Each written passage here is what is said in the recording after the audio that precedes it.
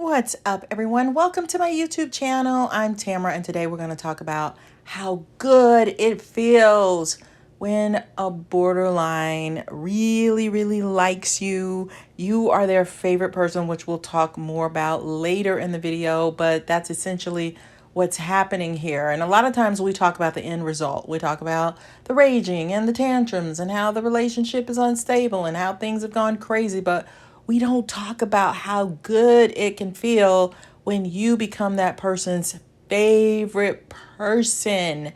That can be addicting and it can feel great. And I think sometimes we need to talk about the other side of things, which is why I want you to subscribe to my channel, because I'm going to explore with you all things BPD. It's just what I like to do because I want to help you. I want to help other people, and we got to figure out every little detail of this stuff. So I just think it's interesting because we don't talk about how good it feels. I mean, if we're honest, that somebody seems to like you unconditionally. Isn't that something that people often say that they want? BPD love can feel really good at first because they attach really quickly and they can make you feel extra special and super loved.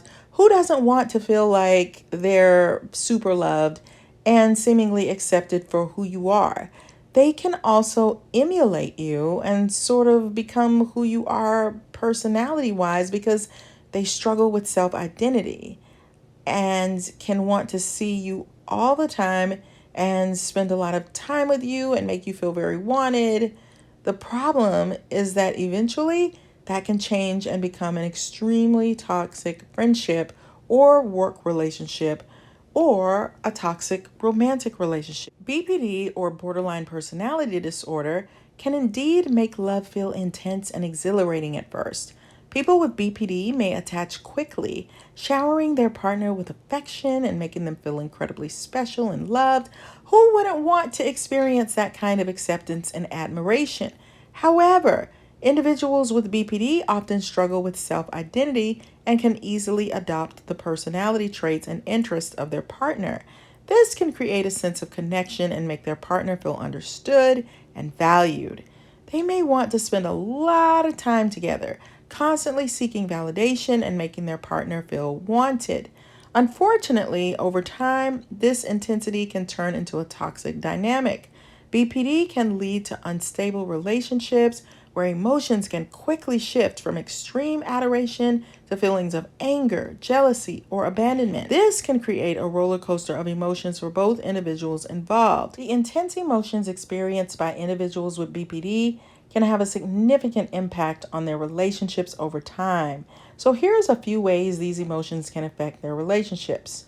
1. Fear of abandonment. Individuals with BPD often have a deep fear of abandonment. This fear can lead them to engage in behaviors such as clinginess, possessiveness, or extreme reactions to perceived rejection. They may become overly dependent on their partner and constantly seek reassurance and validation, which can put a strain on the relationship. 2. Emotional instability.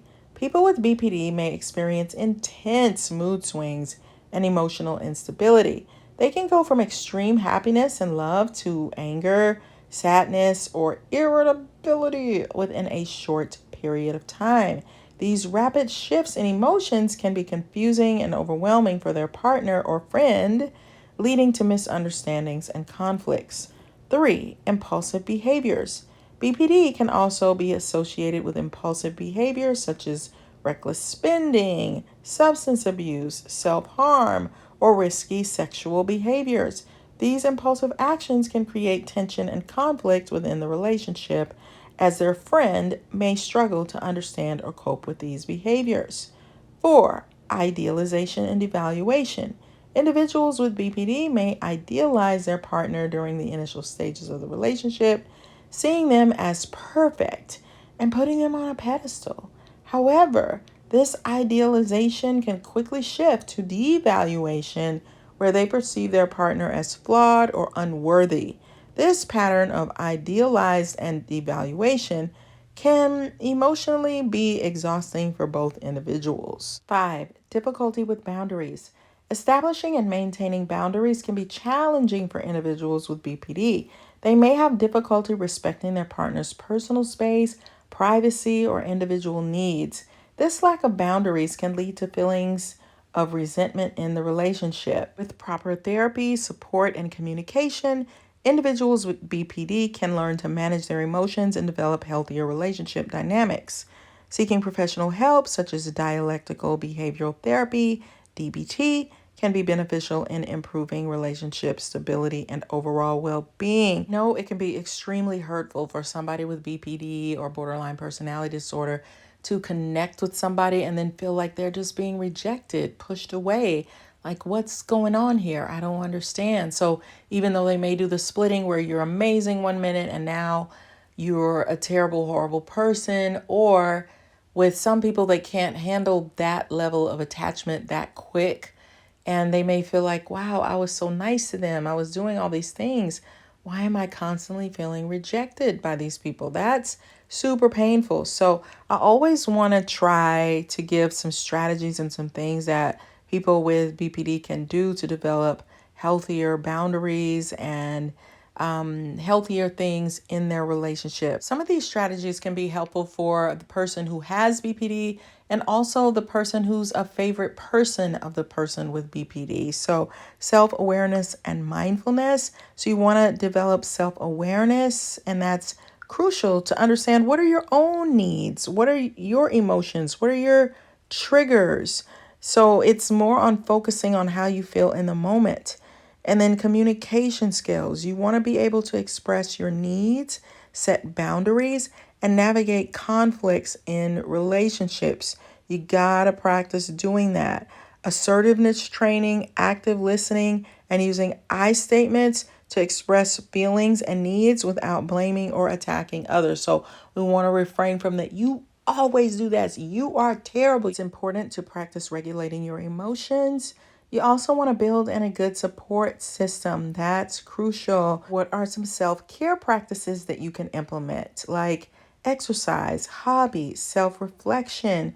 You want to establish a stronger sense of self by figuring out some ways to get self-respect and building in things that you enjoy doing. So the concept of favorite person in the context of BPD refers to an individual whom a person with BPD becomes intensely attached to, often idealizing and relying on them for emotional support and validation.